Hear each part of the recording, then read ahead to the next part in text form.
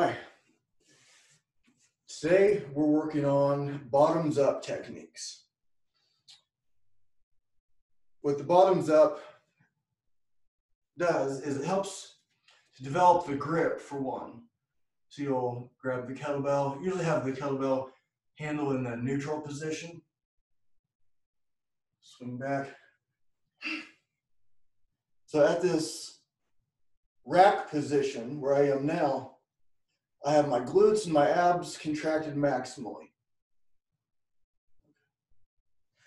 And I'm going to leave my palm in, facing away from me. So I don't want my palm away from me or towards me. So I don't want the kettlebell to come back towards my face. If you're here and the kettlebell slides, it's going to come back at you. So here, if I lose my grip, it's just going to come down one way or the other, but not towards my face.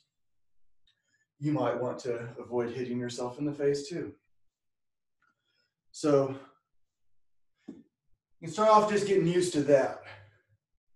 So at the same time, you're swinging up, and then when it lands in the rack position, glutes, abs, and grip at the same time.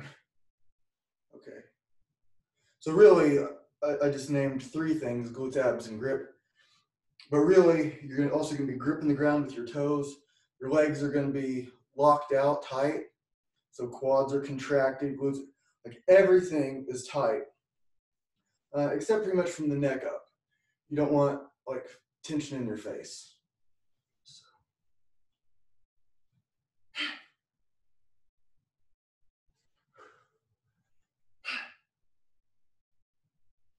And usually I'll look at the kettlebell. It's like sometimes having the camera on, I can see myself right now on the screen. So sometimes it'll throw me off.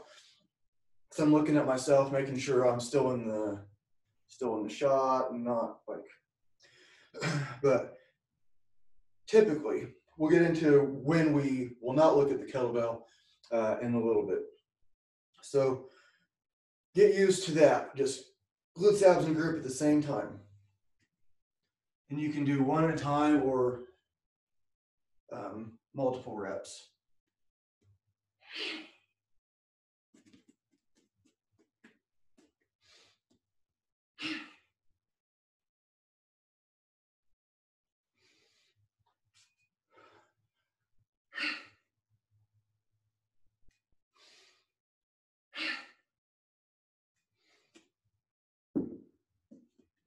Okay.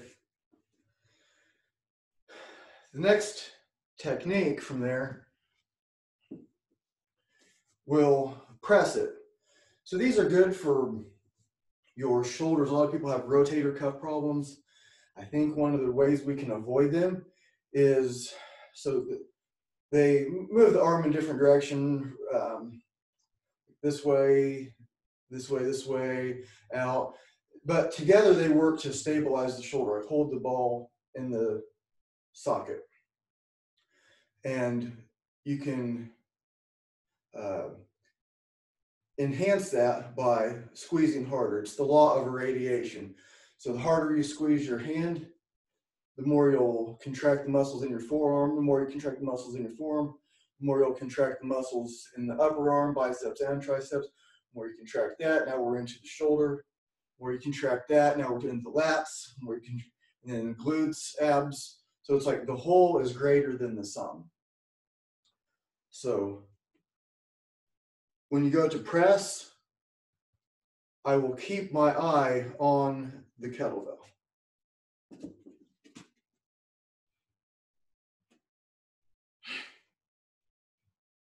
Okay. Notice I'm leaning back a little bit so I can look at the kettlebell. Okay.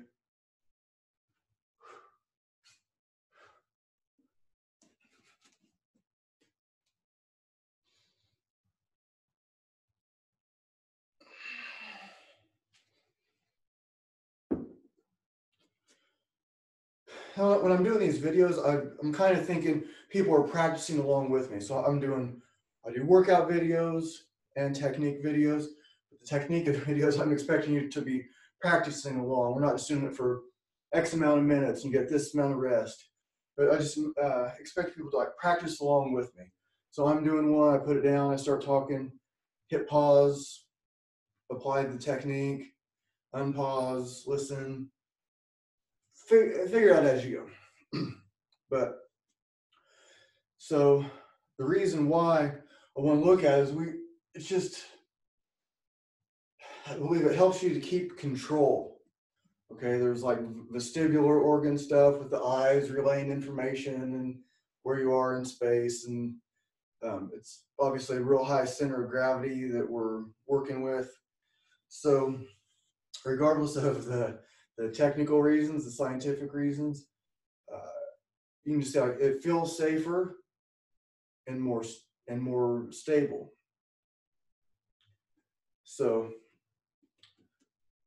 I'll do a couple more, and when you can switch hands in the air, because you want to be able to be dynamic in this system. You want to be able to be real fluid, real loose, and then all of a sudden you're tight. Okay, it's the same thing when you're practicing martial arts. You're real fluid, you're loose. You're about to take a hit, you're real tight, and you're back to loose again. The ability to be able to contract and relax quickly is sport. It's why we'll insert your favorite sports person here is so good at what they do. Part of that is they're able to contract and relax quickly. So.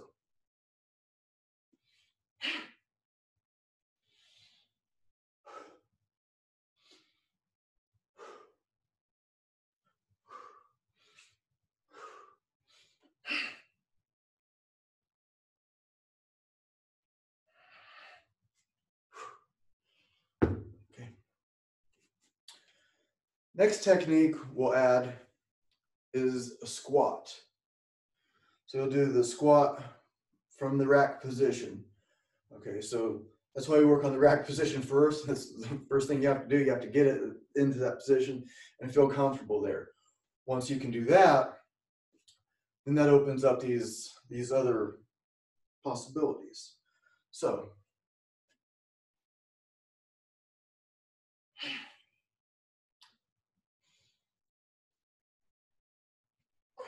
and I am just staring right at the kettlebell.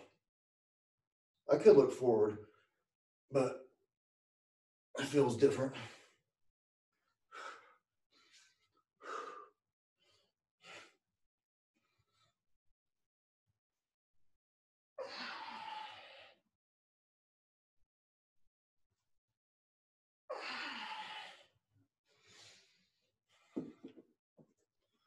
Okay. So why bother with a lightweight squat? Because these are obviously not going to be a lot different than if you put a barbell on your back. The difference in weight you can use. Well, stability, balance. I'm not saying these should be your go-to squat, your main squat. But it's good to be able to control your attention in one area, my grip, my abs, and to have that stability. And then I'm moving through my legs, my hips, my knees, my ankles. Okay, so my system is based on what I call the 5 elements: mobility, stability, strength, power, endurance. And it's the alchemy of those elements that produces the magical qualities. And part of these magical qualities is whether you're like grappling, that's usually what I'm thinking about, is like some kind of martial art application, but it doesn't have to be that. But to be able to concentrate,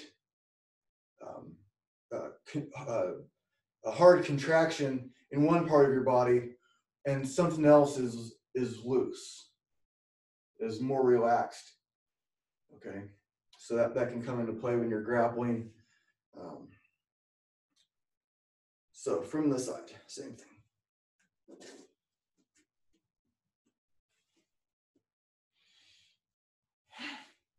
I'm just looking at the kettlebell.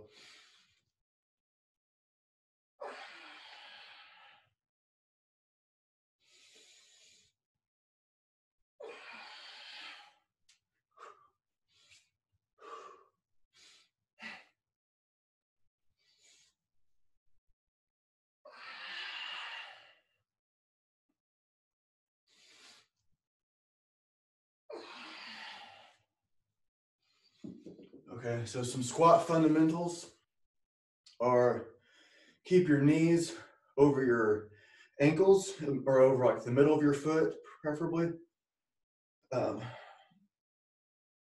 Rather than coming in, I don't want to like squat down like this or like out too far either. So no matter where my legs are, if they're out here, if they're out here, I want my knees over my feet, whether it's the ankles, middle of the foot, whatever, and not bowing in. I'm gonna run through these like pretty quickly. The idea is to just spark some your imagination. You can do these techniques, of course, just how I'm showing, but also maybe there's other techniques that I'm not showing. I'm like, oh, maybe I can do the bottoms up this way, because we could spend forever on these things, and you know, there's always going to be more. Next thing is lunge, or like, so there's a continue of the lunge, the split squat, very, very similar. So the lunge would be I'm actually lunging forward and then coming back. Split squat, I just have one foot in front of the other and then doing this way, and then I'll walk. So I'm not going to take too long of a walk here so I can stay in view. But so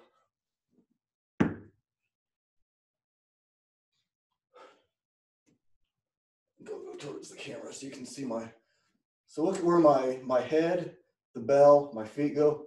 I take not a crazy big step forward, nice and controlled, knee touches the ground real lightly. Okay.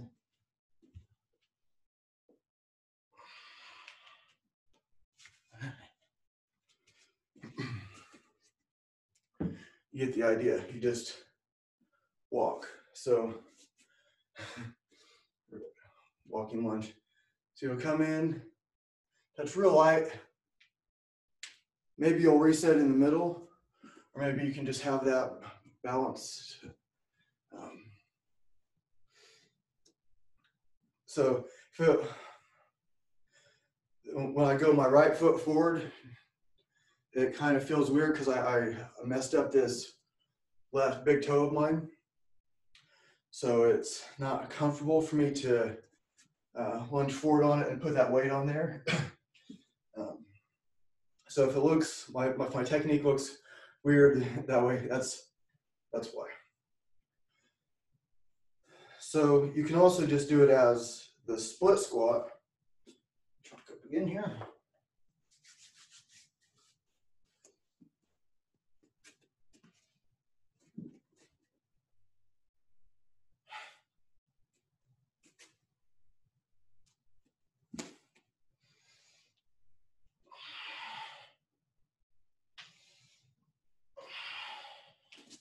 Okay, or the lunge.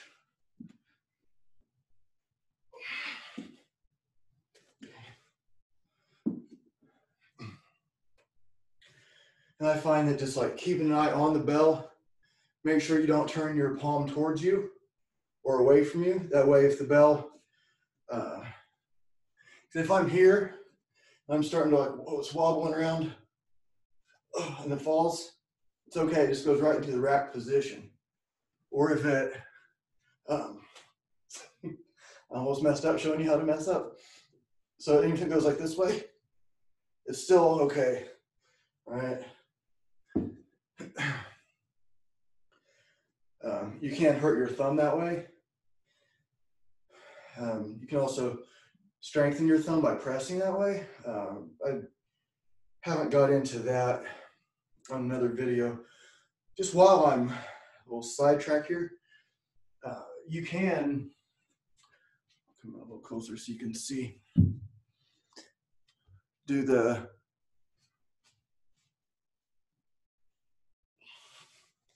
press it with this way. It's kind of weird, but it'll help strengthen the thumb. Just a little bonus information for you. So we have the clean, we have the press, we have the squat, we have walking lunges, and the split squat, and the lunge. Okay, those are all kind of a continuum of each other.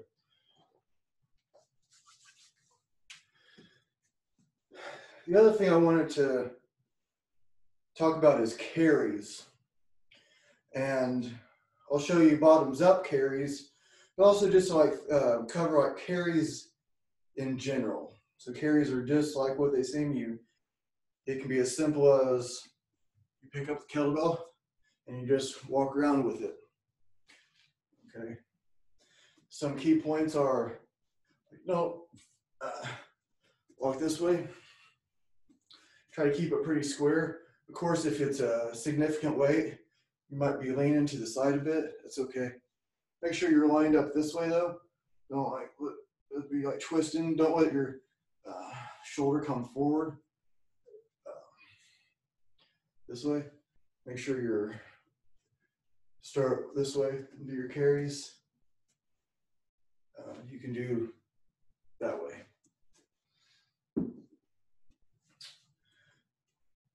For the bottoms up carries, it'll be, you probably guess it. So from here into the rack position, I would just walk with it this way. I don't have to look at the bell. You can go forwards, backwards. Same thing with your lunges. You can go forwards and backwards. Even your walking lunges. Be aware of your surroundings. There's a lot of cool options in there. So just clean, walk around. Pretty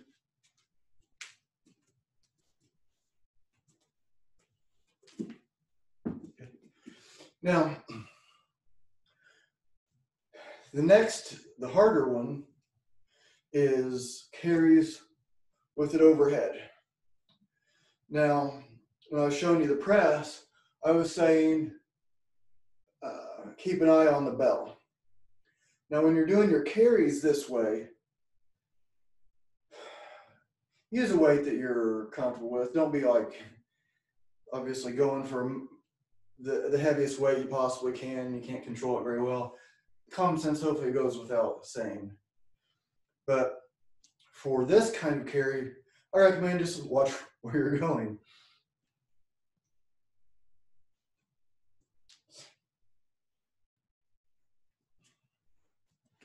Okay, I know the kettlebell's off camera here, but you can imagine what it looks like here.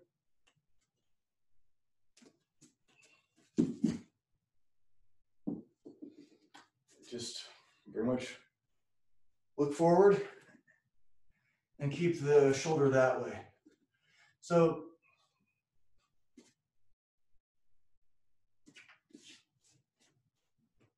it's more difficult. That's the point.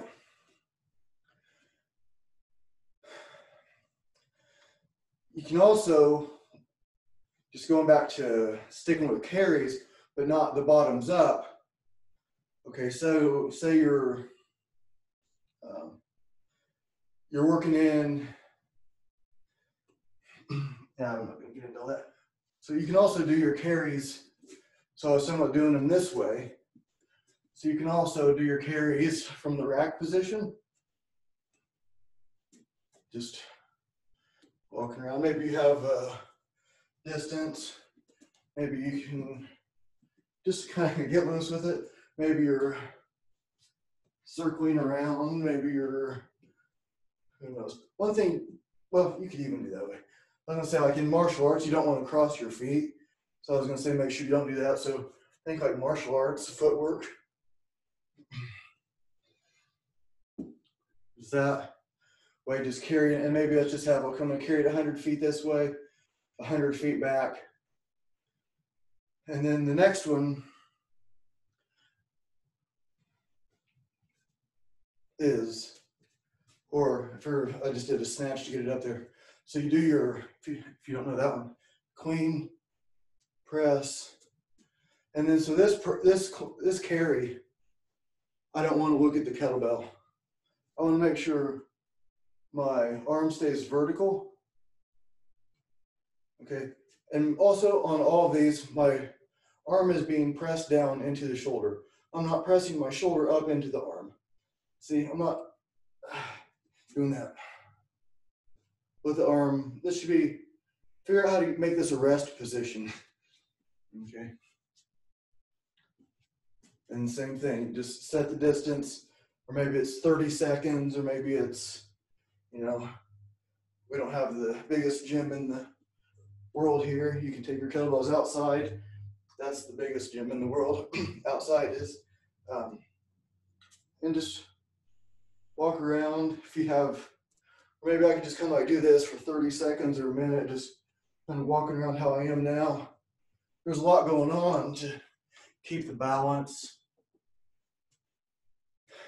keep the stability, and it'll, even these like static holds, walking around, I believe they should help increase your press and help you with a lot, because there's a lot going on when you have a weight overhead and you're walking. So it's like, yeah, it's a pretty good shoulder exercise, and while you're walking, which is, you know, your legs do that, right? You know, so I think of everything as a whole body exercise. That's the best way. So every step you take, is that, am I putting my foot in a proper position? Is this where I want my foot? Do I want to kind of do this kind of thing? I don't know. Do whatever you want, but do it mindfully. My system, it's called freestyle for a reason. I'm trying to show you things. Here's how to stay safe. Here's these nice boundaries, and then you can see how you can break the rules in your own way to make the system your own. Okay, so we have, and if you have two kettlebells, you know, same thing applies.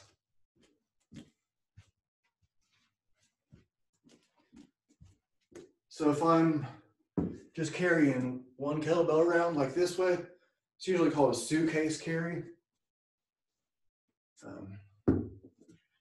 And if I have like two of them and I'm walking around, it's usually called a farmer's carry. You can do both in the rack position and just carry them around this way. Okay. So the benefit of that would be you can use more weight. A benefit of doing just one is you work the other side, you work your the opposite sides of the abs more, you could say. Your abs will definitely be working when you have two. You can also do two kettlebell bottoms up technique. Just for reference, these are 35 pounds each. When I do these videos, I'm not trying to show off weights, but just so you have an idea of what I'm actually doing. So 2 kettlebells.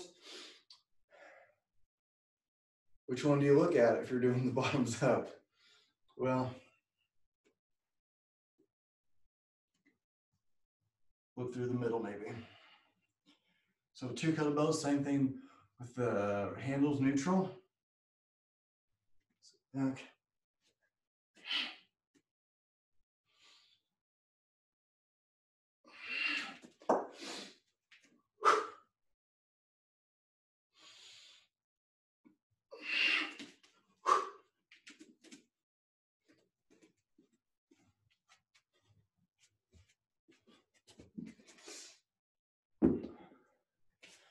Okay.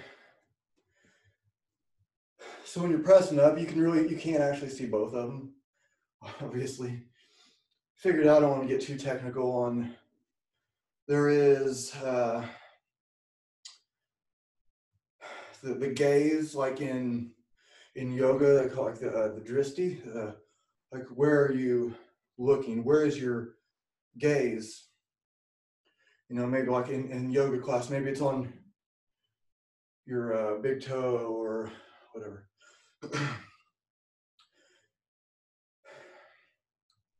There is all of that stuff in my system. Okay, I try not to get, well, I try to give the purest expression that I can of this stuff.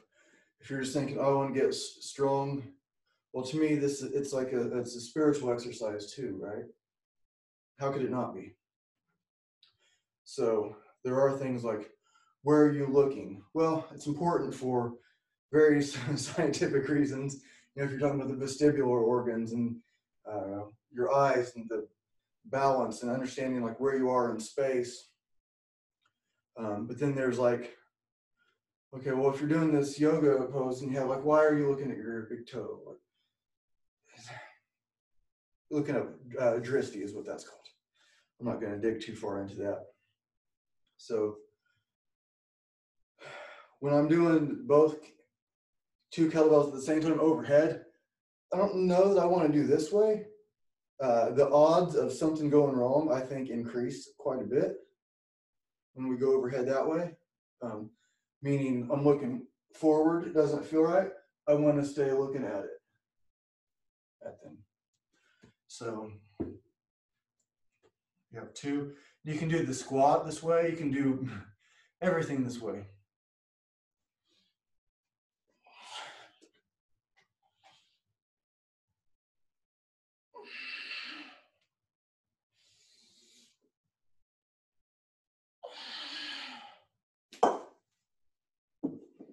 Okay. So think of building solid fundamentals, a foundation of fundamentals to build upon. Okay. Because if you're starting here and I can't get that, I don't want to like be in a hurry and try to get the squat. Okay, with bad form. So get that rack position first. Everything tense and stable. So you're doing like this body scan, okay? So my shoulders looking pretty good here. Am I in the right position here? No. Okay. All right. So my shoulders, you're driving them towards my hips. Okay. What's wrong here? So my hips are too high. I need my hips below my shoulders. Okay, this feels pretty good here. Okay, this is pretty good. Oh, starting to wobble. Okay. Balance. I'm looking at it. Okay, I wasn't looking at it. Okay, my glutes, got to contract glutes more, abs more, lats more. Oh, I'm pushing up through my shoulder. I shouldn't be. Okay, I'm grabbing. So there's time to do your body scan. Okay, are your legs locked out? Are your glutes and abs contracted? Are you pushing up through the shoulder instead of letting it down, letting it be in a rest position? Okay. Do your scan. Then apply your press, your squat, and then it's the same thing when you're actually doing the weight or doing the press. Okay. I feel pretty stable here.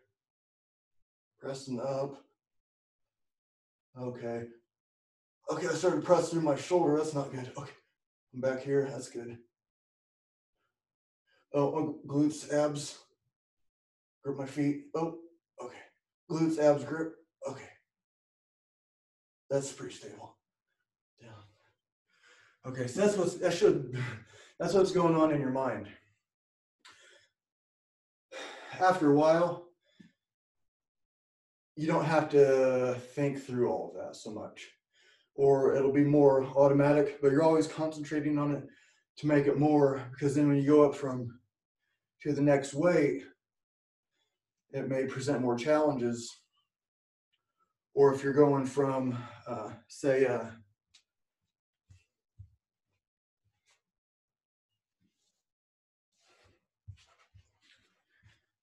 wasn't running away from you. So, I don't know if you can see here, if you're familiar. So these kettlebells, they weigh the same. Okay, there's quite a bit of size difference, but they weigh the same. Okay, this one that I'm moving in my left hand, the handle's thicker. Okay.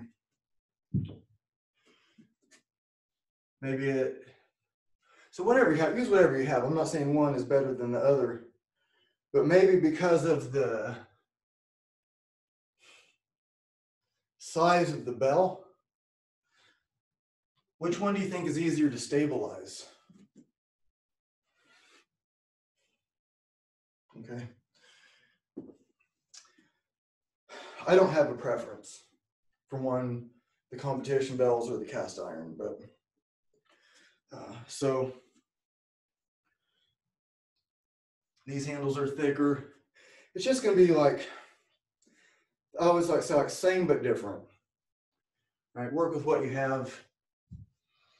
And if you're thinking of buying more kettlebells, it's nice to have pairs of the same, but here we have a mix of competition and cast iron, and I like them both. They're both good. What else was I going to do? I think that just about covers it. There are other techniques that you can do with the bottoms up, but those are the main ones. The clean and press being the main one, and just even the clean and holding it in the rack position is going to help you learn a lot about total body stability. Okay, so I believe that will help you with many other things, because it's so demanding on the grip, and and then it's wobbly, so it's demanding total body stability. And then when you add in the strength, the movement with the arm, then it changes the relationship of the center of gravity. So there's a lot going on neuromuscularly, and I definitely recommend putting them into your routine, into your program. So a little bit about that. So this is actually something that I've been thinking I might put into my program. Lately, I've been doing a lot of, I come to the gym and I'll set the timer for 50 minutes, 1 hour, whatever. And I'll usually either alternate between one technique and another the whole time. Or like yesterday, I had 3 that I was going through sometime, and I didn't have any amount of sets or reps specified that I was going to do. I just set the timer for an hour, and whatever I could get done, I got done. Okay, and so for instance, yesterday I was doing trap bar deadlifts, pull-ups, and double kettlebell clean and jerk. I was in between each set, I was getting some strike training in with Bob Torso. So in between each set, I got in 10, 15 kicks or punches or something, not a lot, just a little something, working on the power, working on whatever. So that's what I've been doing a lot of. And there's other times where my program will be very specific. So I'm preparing mentally for this one. These are the first time I've been doing bottoms up for a while, except when I was teaching them to a client of mine. A guy came in for a few sessions, a friend of mine. And one of the things I showed him, he's a martial artist, was the bottoms up. So I think what I'm gonna do with my own programming is, in one of the other videos, I described the ladders. So you can have a system of, okay, so a ladder is a program where, okay, so the first time, like day number 1, I would come in and I would do 1 rep, put it down, do 1 rep with my right arm,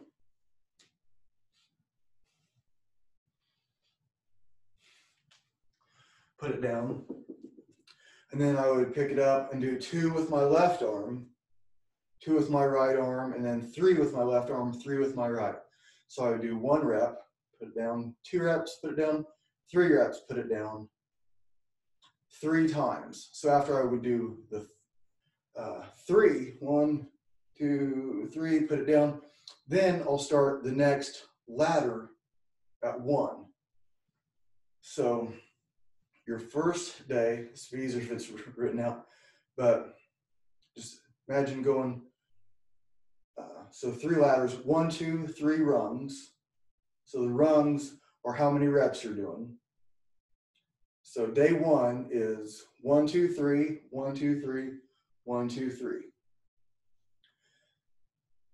Then the next workout, you add another ladder, another 1, 2, and 3, or you could add 1 rung of another ladder even. Okay. So 1, 2, 3, 1, 2, 3, 1, and then you're done for the second day. Day 3, 1, 2, 3, 1, 2, 3, 1, 2, 3, 1, 2, and you just add 1 rung to allow them to get to 3, and then you'll have until you have 5 ladders going 1, 2, 3, 5 times. Then you add a 4th rung to the first ladder. So you would go 1, 2, 3, 4 reps for the first ladder, 1, 2, 3, 1, 2, 3, 1, 2, 3, 1, 2, for the rest of the 5. Fill those up to 4. Okay. Then you'd have 5 ladders, 4 rungs, which means up to 4 reps. Then you'd add the 5th. So 5 reps on the first ladder, and then 4 for the rest, and then fill it up to 5. So then you'll end up with 5 ladders going 1 through 5 reps. So that means 5 rungs on 5 ladders. At the end of that, you should be able to start another ladder with the next weight up. Okay, and so I believe that's 75 reps in the full ladder. So it would be 75 each arm. It's a lot. Okay, so it's a way to work in like high volume, but like after you do 3, then you get a break. The next time you just have to do 1. So it's a little bit, it's one of the, I won't say it's easy, but it's a simple way to program in more volume, which will lead to more strength. So another way that you can do that, so that's the ladder. So I think that's what I'm going to add. It's to my programming is a press ladder. I'm not sure, but then you could have a chain. So let's say this is it's 35 pounds.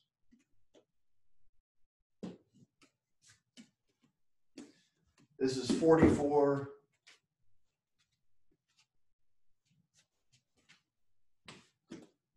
$53. So you can have up to like maybe 6 kettlebells, whatever you have. And of course, if you have dumbbells, you can do it with dumbbells too. But so you'll work with, so I'll do 1. So it kind of like depends on how many you can do with this one. But say you're just doing 1. So this one's 44 pounds. This one's slick handle. Redo that one.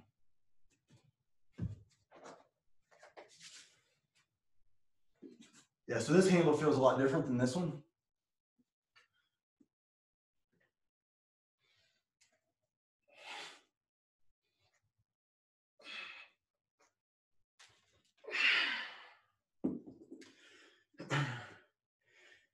So that's another challenge too. So is that one being so slick, is that good or bad?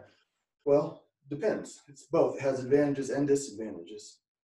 So that's 44. This one's 53.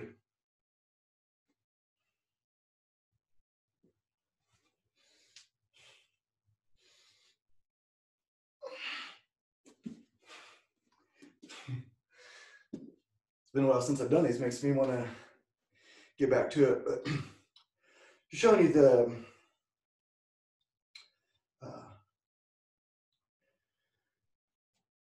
difficulty of it. So it's not hard for me to press it, but then it gets, of course, if I'm on camera, it's going to give me trouble.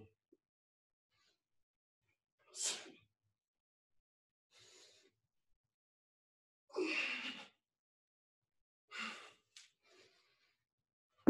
better.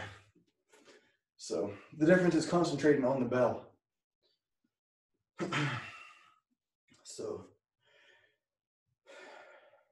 after that one, the heavier one, then I would go back to the light one, do 1 each, 1 each, 1 each, and then back to that. You can call that a chain. And you could add more chains as you go. And then once you get used to, so this one starts to go up pretty easy.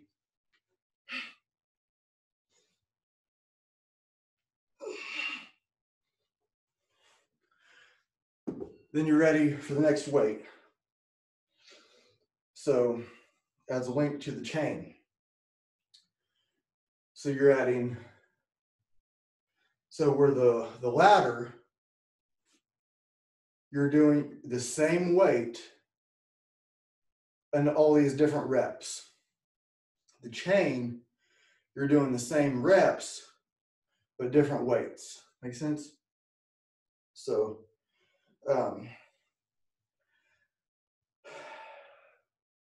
I think I'll leave it at that. You know, programming can get complicated and it can be pretty simple. So if you're doing a full ladder, you're really working on your presses. So maybe at first you're working them in. If you're doing just the 3 ladders, then maybe you're doing squats, pull-ups.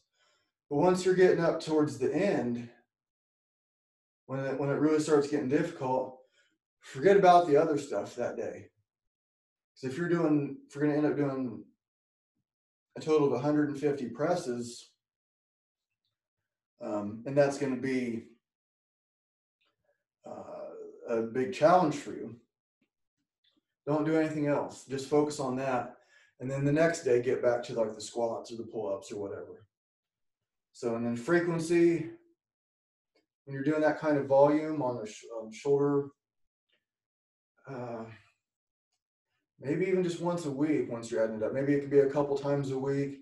Just kind of like go with what you think. People can advance with different kinds of programming frequency. So I hope that gives you some ideas what to work with. I appreciate everybody signing up for this.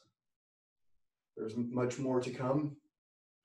So just remember, throw the bottoms up in, and when it gets wobbly, I don't want to edit that out. It's like, I'm a human. Yeah, I can do it. I've done more than that. But it's also okay to like, oh, I'm messed up a little bit. So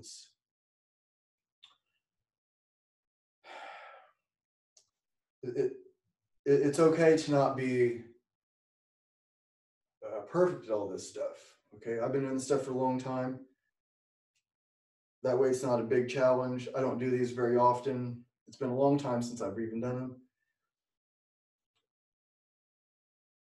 So sometimes what holds people back is they don't think they'll look good, like they'll be embarrassed or something like that. So if you're at the gym and you're trying to do something, you keep messing up. So what? Okay, it's easy to go down in weight, even if it's a lightweight and you're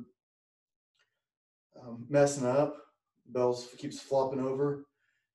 Just dial it in, and you'll get there. Nobody looks great doing kettlebells at first. It just doesn't happen. So, anyways, thanks.